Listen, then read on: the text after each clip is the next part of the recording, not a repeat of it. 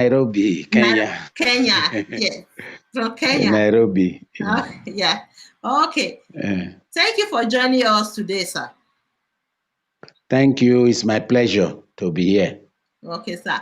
Thank you very much. Yeah, we received this breaking news this evening that Governor Ganduje arrives Benin for campaign in presidential jets. My dear sister, everybody is amazed because when the president said on the 27th of July, just after their NEC meeting of the APC, that they would do everything to make sure they get Edo State, that Edo State should not be lost. We did not know that they will go to this extent of abusing state power and abusing state resources. What do I mean? In the Constitution of Nigeria and in the official guideline of Nigeria, only the president is supposed to use the presidential jet. Now, with Ganduje coming with the presidential jet, are they now telling us that Ganduje is now the president of Nigeria? That is the question on everybody's lips. Then the second thing, APC as a party, even though they are the ruling party, is the one campaigning for the election, and the president happens to be an APC member. But APC as a party is not much more important than Nigeria as a country. The presidential jet belongs to Nigeria, not APC. So that Ganduje should use the presidential jet is not only an abuse of protocol, it is a big disrespect to all Nigerian taxpayers with whose money that jet is being fueled. It's a big disrespect to Nigerians that Ganduje can start using the presidential jet, because as far as I know, President Muhammadu Buhari is the current president of Nigeria, not Ganduje of Kano State. Ganduje is the governor of Kano State. Can you imagine a governor of a district in Canada using the prime minister's jet? Or in America, a governor of a state using Air Force One all by himself to go and campaign in a state doing a governorship election? It can never be possible. So this again shows what I've been crying about, what I've been saying, and what a lot of eminent Nigerians and Nigerians with sense have been saying. This APC government is about illegality. Coming with a presidential jet, one, you want to intimidate people in Benin to show that the president is in support of whatever they do in Benin, when the president has said that the Edo election should not be rigged. And then he says that on one side of the mouth, and today a governor is coming with his own jet. Suppose after they come with the jet in Benin, they put something inside. Is our president safe? Is he the one really in charge of this government? Was that presidential jet smuggled, or did Ganduje smuggled it like he smuggled dollar? Or what exactly? Or did they have something legal they needed to carry? And by using the presidential jet, they will not be checked? These are questions that sane Nigerians are asking. You still remember last year, when the daughter of the president used this same presidential jet to go and attend a birthday party. That is an abuse of government. It's an abuse of government. It is not done anywhere. It's an abuse. And today again shows the same abuse going on. And then you now ask the question, is our president really in charge of his government? if a governor can start using the presidential jet of allocated to the president to come and campaign in a state, is the president in charge? Is he aware that laws of Nigeria is being broken? This is quite amazing, and it's very shameful, and it's a total disregard for Nigerians who are living both in the diaspora, Nigerians all over the world. It's a big disrespect for the taxpayer in Nigeria that struggles every day to make a living under the harsh conditions that Nigeria is. It's a big disrespect. A governor of a state parading himself in a presidential jet from Abuja. Don't forget, that's the governor of Kano State. And Kano is not Abuja. The presidential jet is always in Abuja, because in Abuja, that's where the president stays. So that's why I ask all those questions. We are not sure if the president himself gave him the permission to use the jet. Hello, sir. Can you hear me? I said that maybe the president himself gave him the permission to use the jet. We are not sure. You see, there are rules. No other person is supposed to use the jet in a private capacity, except if it's an official function. And this is not an official function of the president. Why is it called presidential jet? Why is it you didn't call it governorship jet, governor's jet, or local government chairman's jet, or civil servant jet? It is called presidential jet because it is meant to be used by the president and no other person. And so Ganduje using it is completely illegal, disrespectful to Nigerians, and a complete disregard for the Nigerian taxpayer that struggles every day to make ends meet, because that jet is being fueled by Nigerian taxpayers' money, not President Muhammad Buhari's money or Ganduje's money. It's being fueled by the public. It's being fueled by the public because it was meant for the president. So that's the point I'm making, that the whole issue continue to show the illegality of the APC government in Nigeria. That's it. They believe in illegality. They have a penchant for illegality. And every day they continue to import during this election to Edo State all manners of illegality.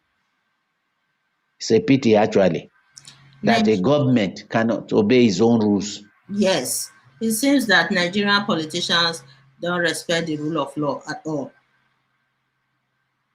And moreover, they don't have regard for the masses. Moving forward to the next news, the governor of Imo State, Pope Uzodinma, came to Benin with a military convoy. It's an alleged news. We are not 100% sure if this is truth or not. You know, there are many news fallacies these days on social media, especially this upcoming election. So this news is going viral right now on social media. They sent me these pictures. I'm going to show you the pictures right now, sir. Let me put them out.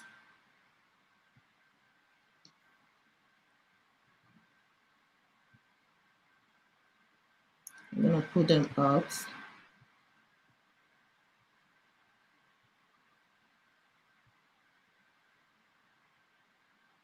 Okay, so can you see the picture, sir? Yes, but I'm seeing the tires of the trucks, not everything. I'm not seeing the full pictures. Yes. I understand that. Yeah. Okay. So these are the pictures. I pull out two of the pictures that they sent to me, and the pictures are all everywhere. You know, They said he came to Benin, to Edo, not Benin, but Edo State with a military convoy. So, what is your take about this? Well, first of all, I must tell you that it is not a rumor, it is not fake news, it is very real. The Oh, news is correct. Uzodinma is the vice chairman. Ganduje is the chairman of the APC campaign committee for Edo, and Uzodinma is the vice chairman. And Uzodinma from Imo State is trying to reenact what Biafra did during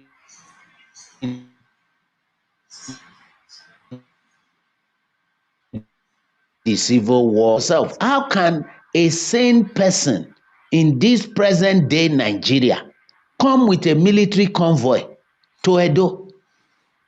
For what reason?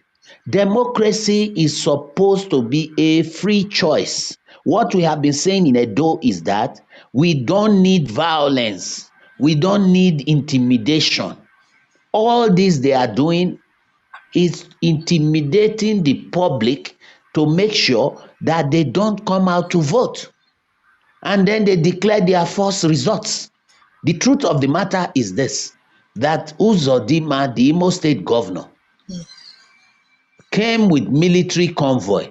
Is he now the commander of the second division of the Nigerian army based in the east? Or is he now the Navy commander or the Air Force commander or whatever? And under what authority and under what law is he coming with a military convoy to Edo State? And who gives him that right anyway? Because in Nigeria, only the commander-in-chief of the armed forces has a right to deploy the armed forces to anywhere. Uzodinma doesn't have a police, a state police even for that matter. So what is he doing with a convoy in Edo State? Why are they trying to intimidate us? Why are they trying to force us? Edo people have declared their stand that this is what they want. They want Obaseki. So Uzodinma is being legal, and I must say it right now in your program that Edo people in the diaspora, even at home, are not taking this thing lying low. This coming with military convoy. We are not taking it lying low. And right now, we are in the process of instituting a court case in Europe against Uzodinma. He might be a governor, and you cannot take him to court in Nigeria because he has immunity. But his immunity doesn't cover Europe or America. So right now we are talking to lawyers to ask him whether he's been appointed the commander-in-chief of the armed forces or what post he holds on the armed forces, that he will come with a military convoy. Even the ICC will be notified about this, because it's not only intimidation, it's impunity. That's the truth. But some people said these trucks are supposed to be trucks from the state security in Imo State that came with him. But the trucks look like military trucks. I was starting it. I said, how can this be state security? This cannot be state security. These are military trucks. You see, state security we are talking about. Our own governor was nearly assassinated in Esako West by Oshomole thugs and mad dogs. And nobody arrested anybody. Why? Because the governor of any state does not control the police or the army. It is there in our constitution. The army and police is controlled by the federal government. Yeah. And Hope Uzodinma is a governor of a state which is not a part which is not the federal government. So whether it's military trucks, police trucks, whatever truck, as far as it is military in design, military in outlook, Uzodinma is breaking the law. He has no powers to bring military escort. We are talking military escort, not even community police, not vigilantes, military escort. You can see the truck there with military number. And some of the truck is written flush and search. So what is he going to search? What are they flushing? What are they flushing out? So that is it, my dear sister. As far as I'm concerned, Uzodinma's behavior is not only erratic.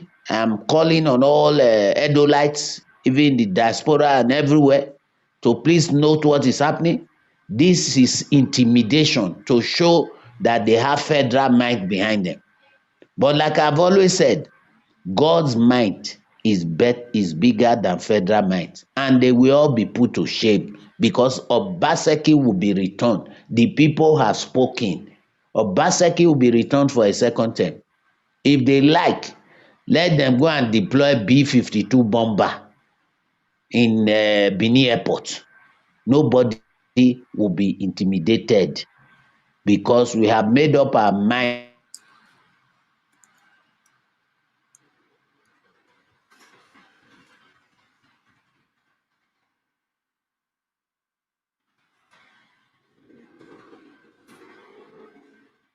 that is Obaseki we want.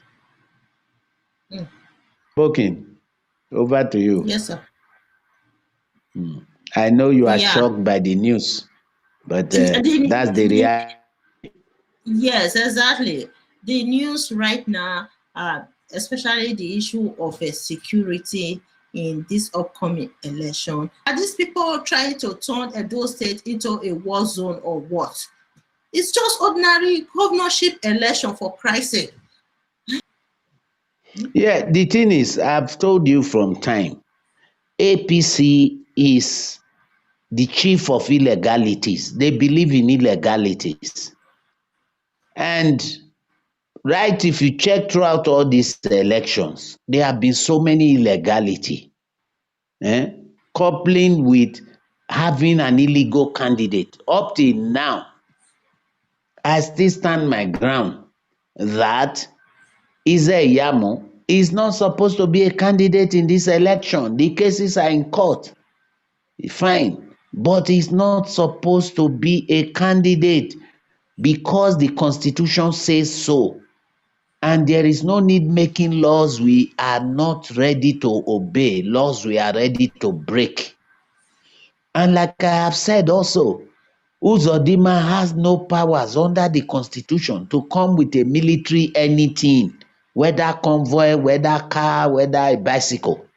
He does not have that powers. He's just a state governor. So he wants to start a war. They want to start a war in Edo State, in our own theater, so that our people can suffer. They will fail. And I have said it with time, they will fail. Edo people own the vote, not Uzodinma. Uzodinma cannot vote in Edo. But you see, the face behind the mask in all this is Oshomole. Don't forget that Oshomole is the one who worked so hard to put Uzodinma in power, and he feels he obeys Oshomole like a dog running after his owner. That is the truth. So the thing is this, Oshomole is behind this. Said, oh, these people now, just bring the military, let them see it, and they will be afraid. Intimidate them. This is an intimidation. But this intimidation will fail. It will fail.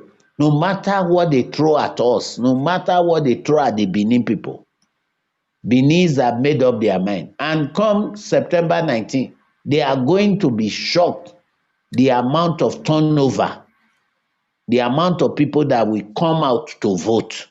We are tired of being in Egypt. Obaseki came to remove us from Egypt to Canaan. You think we want to cross the river Niger, the river Jordan, back through the desert, back to Egypt? No way. That's the truth. They want to turn Edo into a war zone, but they will fail. That is That's what the point I'm making. Yes, that they is will where fail. we are very concerned about this idea of trying to turn Edo State into a war zone just because of ordinary governorship election is getting too much. The crisis in the state has been there for a long time now. I think we are trying to use our voices from diaspora to intervene, but I don't think it's enough. These people are not listening to us because they believe that we cannot do them anything, that we can only be making noise on social media. That's what they have been saying, that we can't impact the election in Nigeria. The only thing we are very good at doing is to make noise on social media. They don't take us seriously. Well, if they don't take us seriously, that is very wonderful, because that's what will land them in a hole, a big hole at that, where they will be buried. Because they seem to forget, and maybe, madam, I don't know if you are aware of this. When the military decided to hand over in 1999, a group of Nigerians made up of Edo people sued General Abdul Salam Abubakar to court in America over the death of Abiola and over the nullification, the annulment of the 1993 election, June 12 election. They sued Abubakar to court in America, and Abubakar had to answer. He had to hire lawyers, everything. And in the end, the case was settled out of court. Abubakar had to call the Edo people, the Nigerian people, to say, please. All the lawyers met, and it was settled out of court. And compensation was paid out to the aggrieved parties. So what people in Nigeria don't understand is they say, oh, the diaspora don't vote. What are you talking? Diaspora money is good enough for you. 25 billion last year that the diaspora sent home to Nigeria economy, contributing 6% of the GDP of the Nigerian economy. 6% of the GDP. That's a very high number. After the mining of oil, the next thing that brings money into Nigeria, apart from oil, is the remittances from the diaspora. Yes. Yes, and you disrespect the diaspora by saying that they can't vote, they can't do this. This Edo State election is so vital because it is the start of a revolution. It is the start of light against darkness. It is the start of good against evil. And Obaseki has set a standard now, a standard that other governors have to follow. Right now in Edo State, government institutions, corruption is zero. Is zero corruption right now. Obaseki brought that about. And what I'm trying to tell you is this. The diaspora can do a lot of things apart from phoning home. I told you right now that Uzodinma, a case is being prepared against Uzodinma in Europe to take him to court, to point it out to the international community. If a whole head of state, Abdul Salam Abubakar, was taken to court in America, and he had to get lawyers and everything to defend himself, and in the end beg the people, they were Edo people. What are they talking about, that diaspora has no power? Just wait, they will soon see, and they will soon know. And as our people say, they will hear when they start appearing and being summoned to the International Criminal Court. Then they will know that diaspora has power. Whether they have their plans, Whether they like, I told you just now, if they like, let them bring the intercontinental ballistic missile, bring the B-24, bring whatever weapon. Can you still remember that America fought in Vietnam and they used all sorts of weapons against the Vietnamese, including Agent Orange? In the end, what happened? Because the people were determined for their right, America had to run with its tail between the legs. Edo people are determined. I don't know why people talk of fear. Edo people are not cowards. Cowards die many times before their death, but the valiant never taste of death but once.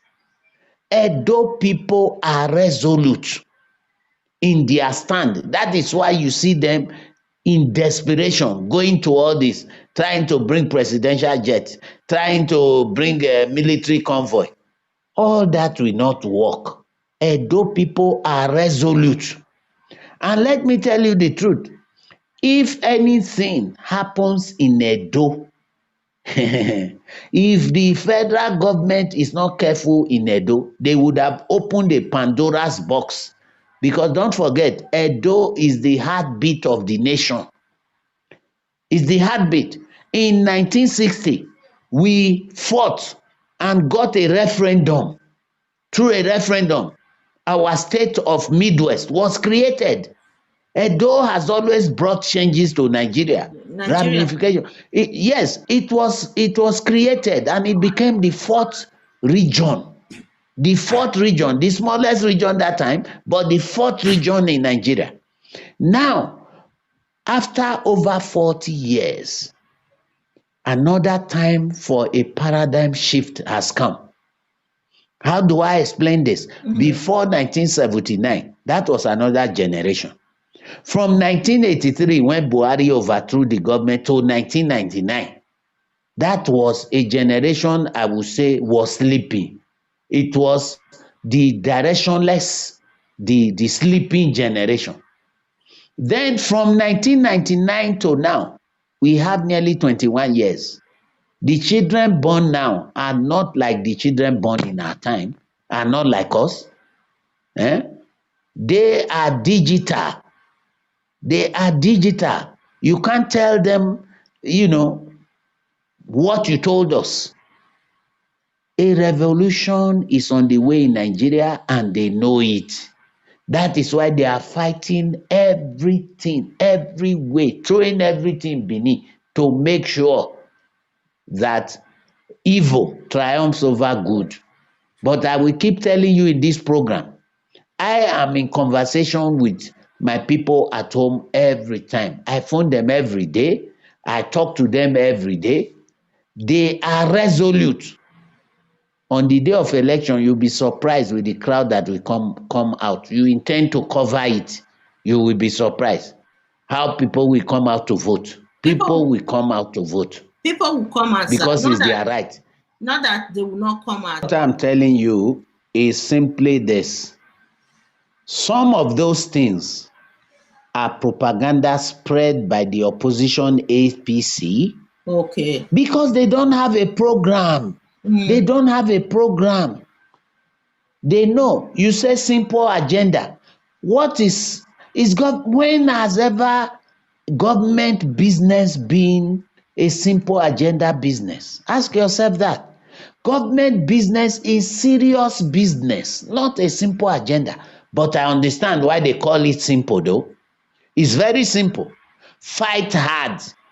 Get the key of the treasury and loot the treasury dry and make sure your people remain in poverty. That is how simple it is. Once you get the key, it's very simple to open the treasury. And why did all this fight start? That Obaseki would not have a second term despite his development strides. Is because he refused to open the treasury to looters, to scavengers, to predators, to beneficiaries of looting.